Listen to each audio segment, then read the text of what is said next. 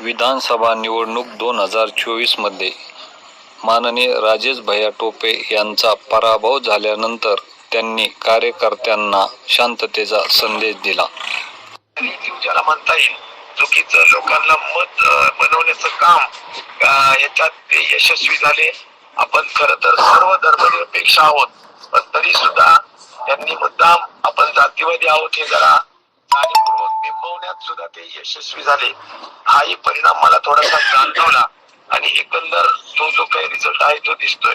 पण मला असं वाटतं की आपण सगळ्यांनी जरा हिमतीने घ्यावं आणि सगळ्यांनी आपापल्या गावात सुद्धा शांततेने आपल्या सगळ्या गोष्टी कराव्यात.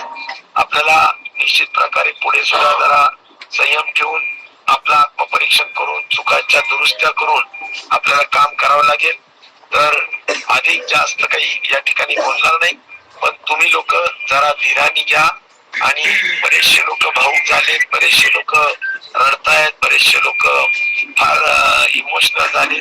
मला एवढंच वाटतं की आपण सगळ्यांनी जरा धीराने घेतलं पाहिजे. हे नक्कीच की अतिशय अतिशय मार्जिनल म्हणजे काय 1000-2000 मतं म्हणजे 1500 मतं मिळाले असते तरी आपण 500 निघालो असतो असा विषय होता. त्यातल्या टिपाणीचे 5000 मतं आपलीच मतं आहेत.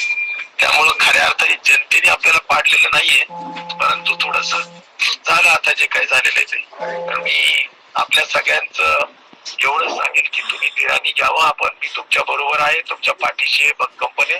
काळजी करू नका. आपण एकमेकांची काळजी घेऊ, एकमेकांना धीर देऊ आणि पुढे वाटचाल करू.